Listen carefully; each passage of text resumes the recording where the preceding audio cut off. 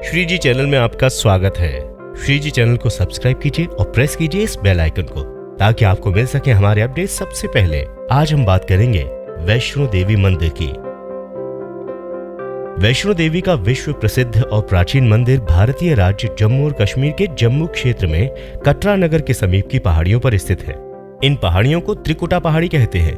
यहीं पर लगभग 5200 फीट की ऊंचाई पर स्थित है माता रानी का मंदिर। ये भारत में तिरुमला वेंकटेश्वर मंदिर के बाद दूसरा सर्वाधिक देखा जाने वाला धार्मिक तीर्थ स्थल है।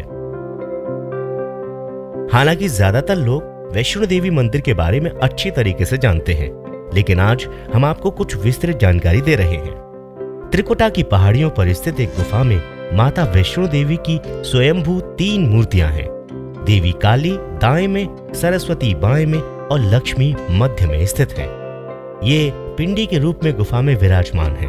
इन तीनों पिंडियों के सम्मिलित रूप को वैष्णो देवी माता कहा जाता है। इस स्थान को माता का भवन कहा जाता है। पवित्र गुफा की लंबाई 98 फीट है। इस गुफा में एक बड़ा चबूतरा बना हुआ है। इस चबूतरे पर माता का आसन है, जहां देवी त्रिकुटा अपनी माताओं के साथ विराजमान रहती है। भवन वो स्थान है जहां माता ने भैरवनाथ का वध किया था। प्राचीन गुफा के समक्ष भैरव का शरीर मौजूद है और उसका सिर उड़कर 3 किलोमीटर दूर भैरव घाटी में चला गया था और शरीर यहीं रह गया। जिस स्थान पर सिर गिरा, आज इस स्थान को भैरवनाथ के मंदिर के नाम से जाना जाता है। कटरा से ही वैष्णो देवी की पैदल चढ़ाई शुरू होती है और भवन तक करीब 13 किलोमीटर और भैरव मंदिर तक करीब 14.5 किलोमीटर की है। मंदिर की पौराणिक कथा क्या है, आइए जान लेते हैं। मंदिर के संबंध में कई तरह की कथाएं प्रचलित हैं। एक बार त्रिकुटा की पहाड़ी पर एक सुंदर कन्या को देखकर भैरवनाथ उसे पकड़ने के लिए दौड़ पड़े। तब वो कन्या वायु का रूप धारण करके त्रिकुटा पर्वत की ओर उड़ चली। भैरवनाथ भी उनके पीछे भागे। माना जाता है कि तभी मां की रक्षा के लिए वहां पवन पुत्र हनुमान पहुंच गए। हनुमान जी को प्यास लगने पर माता ने उनके आग्रह पर धनुष से पहाड़ पर बाण चलाकर एक जल धारा निकाली और उस जल में अपने केश धोए। फिर वहीं एक गुफा में माता प्रवेश कर गई और 9 माह तक वहीं पर तपस्या की, जिसका पहरा हनुमान जी ने दिया। उसके बाद भैरवनाथ वहां पर भी आ धमके।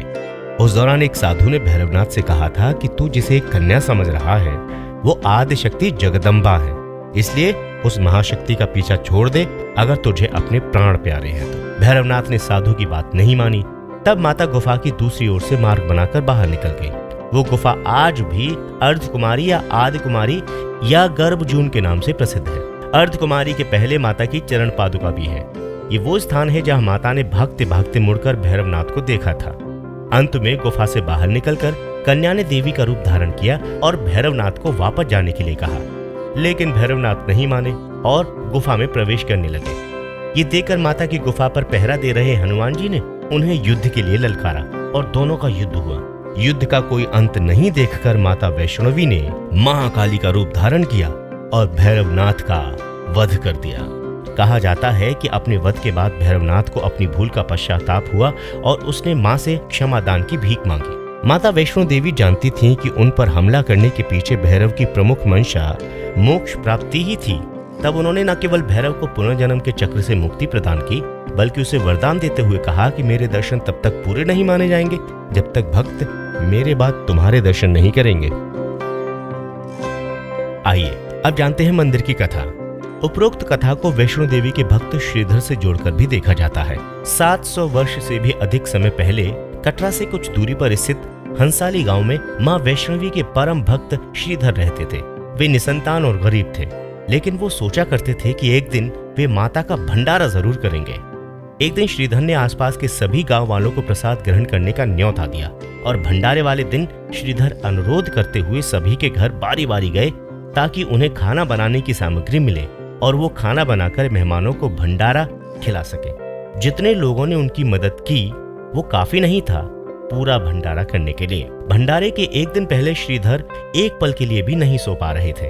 वो सोचकर कि मेहमानों को भोजन कैसे करा सकेंगे। वो सुबह तक समस्याओं से घिरे हुए थे, लेकिन उन्हें बस देवी माँ से ही आस थी। वो अपनी झोपड़ी के बाहर पूजा के लिए बैठ गए। दोपहर तक मेहमान आना शुरू हो गए थे। श्रीधर को पूजा करते देख लोगों को जहां जगह मिली वो बैठ गए। सभी लोग श्रीधर की छोटी सी कुटिया में आसानी से बैठ गए। श्रीधर ने अपनी आंखें खोली और सोचा कि इन सभी को भोजन कैसे करवाएंगे। तब उसने एक छोटी लड़की को झोपड़ी से बाहर निकलते हुए देखा, जिसका नाम वैष्णवी था। वो भगवान की कृपा से आई थी। वो सभी को स्वादिष्ट भोजन परोस रही थी।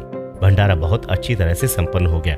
भंडारे के बाद श्रीधर उस छोटी लड़की वैष्णवी के बारे में जानने के लिए उत्सुक थे, पर वैष्णवी गायब हो गई और उसके बाद किसी को नहीं दिखी। बहुत दिन बाद श्रीधर को उस छोटी सी लड़की का सपना आया और उससे यह स्पष्ट हुआ कि वो माँ वैष्णो देवी थी। माता रानी के रूप में आई लड़की ने उसे गुफा के बारे में बताया और 4 बेटों के वरदान के साथ उसे आशीर्वाद दिया। श्रीधर एक बार फिर खुश हो गए और माता की गुफा की तलाश में निकल पड़े। कुछ दिनों बाद उन्हें वो गुफा मिल गई। तभी से वहां पर माता के दर्शन के लिए श्रद्धालु आने लगे। तो जाना आपने वैष्णो देवी माता की गुफा का रहस्य और वैष्णो देवी की कृपा की कथा। इस प्रकार के धार्मिक वीडियो देखने के लिए सब्सक्राइब कीजिए श्रीजी चैनल को और प्रेस कीजिए बेल आइकन को। नमस्कार।